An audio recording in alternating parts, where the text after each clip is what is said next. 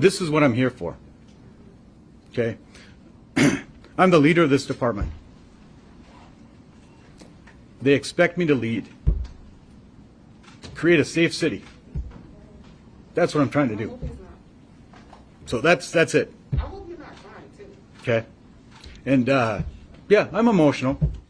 That's former Brooklyn Center Police Chief Tim Gannon. Those words came one day after the fatal shooting of Daunte Wright by former Officer Kim Potter.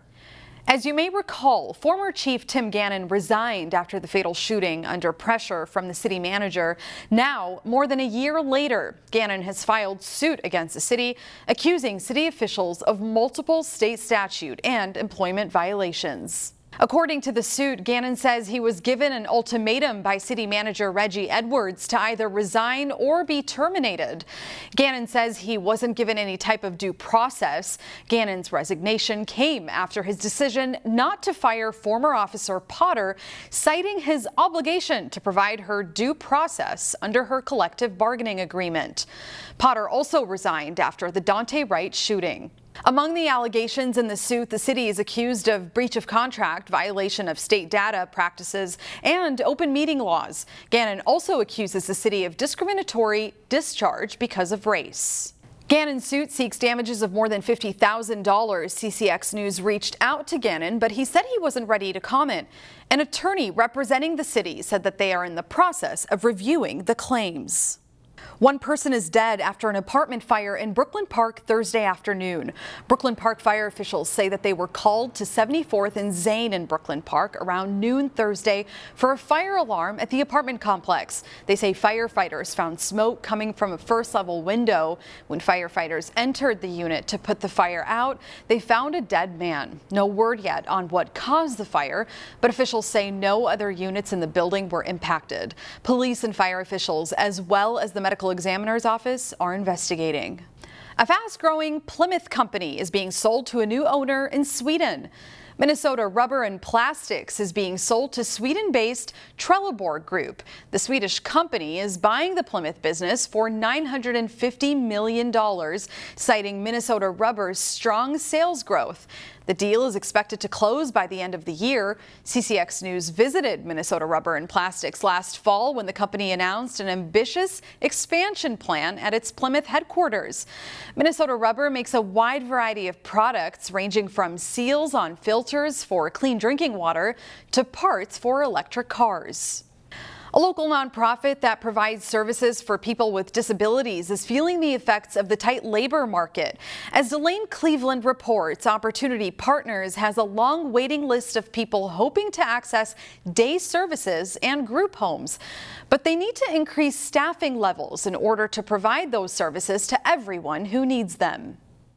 We're getting there, aren't we? Yeah. Nearly every day, Can you show me where you want to put it? Linda Mary Bruns Oh yeah, that's cool. leads enrichment programs for people with disabilities. Yeah. Show me a new place. Most of the Right time, here? Yeah. those programs involve arts and crafts. Yeah, isn't that cool? It's an activity that Bruns says is essential for the people here at the Opportunity Partners campus in Minnetonka. I think it's very, vital for their lives, because what else would they do all day? Just sit and watch TV. There's currently 9 people in this class, but Bruns says they have room for a lot more. However, they don't have enough staff members to make it happen. I'm not going to lie that it can be stressful sometimes. Can be challenging sometimes. Opportunity Partners has more than 80 open positions between their locations in Minnetonka, Plymouth, Okay, you ready? and the various group homes scattered throughout the metro. Yep, very good. As a result of all those openings, they have a wait list of 400 people hoping to access those services. There is some pressure on me, but at the same time, I'm very optimistic that we can fill these positions. Danette Scorza is one of the people charged with finding qualified staff members who are passionate about this kind of work. But recruiting has its challenges. In today's economy, it's a candidate's marketplace. So candidates are dictating how much money they want to earn. They are dictating what hours they want to earn. And they are also dictating they only want to work 15 to 20 minutes from their homes. They're hosting 2 career open houses in the next couple months to hopefully get more people on board. Any new full-time employee that's hired will get a $2,000 sign-on bonus. Look at that. What? It's an incentive that will hopefully allow more people to access programs like this. I've prayed for people to come and to stay. In Minnetonka, Delane Cleveland, CCX News. A pop-up restaurant is coming to Robbinsdale. The popular Travail restaurant is planning a partnership with chef Gustavo Romero on a Mexican food establishment called Quiero, which is temporarily moving to the basement of Travail. It previously had a location in Minneapolis. The concept and the food is inspired by corn. What can you do with corn? The power of the tortilla. What can you put on a tortilla, and giving a lot of folks a lot of perspective of what you can actually do with the tortilla, and just getting people drunk and eating a lot of food. Quiero is described as modern Mexican fare with optional drink pairings. Customers have to purchase tickets in advance for their 11 to 13 course tasting menu. The pop-up will run from August 18th through October 1st. In New Hope, a giant way to make a splash.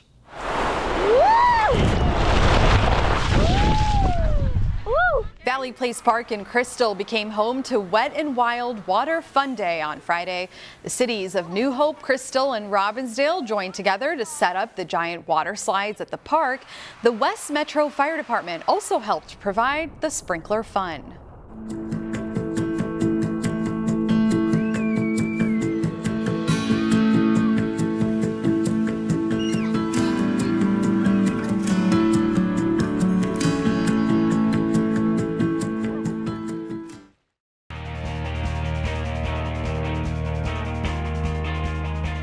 A fun youth baseball tournament for a good cause is taking place in Robbinsdale and St. Louis Park this weekend. Jay Wilcox has more. The Baseball in Benin tournament is back this weekend in Robbinsdale and St. Louis Park. The project to bring baseball to the West African nation of Benin started in 2010. This is the 10th year this tournament will raise money for that effort. So 2019 was our biggest year. We had 50 teams in 2019. And then, of course, COVID came in 2020. We ended up with 24 still, even in the year that, you know, a lot of leagues weren't even playing, and we still managed to get 24 teams. That's how interested and excited people are about this tournament. And we're back up to 38 last year, and again this year, exactly 38 teams. The Thursday through Sunday tournament is for little leaguers with 3 age divisions, and it's all played with wood bats. We provide all the bats. We provide the kids T-shirts. You know, we do a lot of things that are outside of baseball. We have a raffle, we do a home run hitting contest. So people always look forward to this tournament. I hear it every year that, you know, this is what we look forward to at the end of the year, because they come out and they have fun, and we play music, and we have the PA system going, and then all of our umpires are volunteers. They started from scratch in Benin, but progress has been made to get baseball going there. I think we've made great progress. Obviously, we were slowed by COVID because they shut down sports as well in Benin. But things are ramping back up. You know, we went from literally one guy and his sister standing on a beach to we now have about 500 kids playing. We have 30 to 40 coaches. The hope is to bring a team from Benin back to participate in the tournament, perhaps as soon as next year. This week, the teams will compete while raising money for their fellow ball players across the globe. Jay Wilcox, CCX Sports. The tournament wraps up Sunday afternoon in Robbinsdale with the 9-year-old final at Sanborn Park and the 10-year-old and 11-12 finals at Lakeview Terrace Park. There is still plenty of summer left to catch all species of fish on Minnesota lakes, including northern pike. Here's Terry Tuma with this week's CCX fishing tip. Right now through about the middle of August, depending on lake location, lake construction, and also Mother Nature with the warm water temperatures, it's a great opportunity to catch big monster northern pike. I really believe that these pike come in from deep water up to the green flats, if you will. And again, it's a big pike situation, and some of the tools that we can use to catch these fish is, I like bright spinner baits. That's one, and varying your retrieves. Rip and stop is probably the most productive retrieve.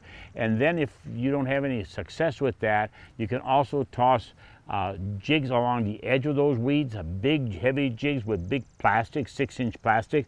And the other, if you got a tough bite going, use a wire leader snell, if you will, as this, because if you use mono or braid, the pike will bite it off, and then with a sucker minnow, throw it right up against the green weed edge, very tight, and use an electric trolling motor to do that with. And the other, of course, the sort of the old-fashioned way, but also very productive, is using a bobber system with a sucker minnow, casting some of these pockets, again, all on the deep weed edge. But a very productive time to catch big pike.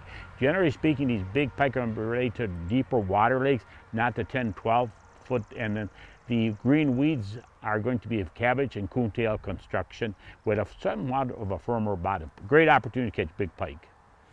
Thanks, Terry. That's all for sports. I'm John Jacobson. More news in a moment on CCX.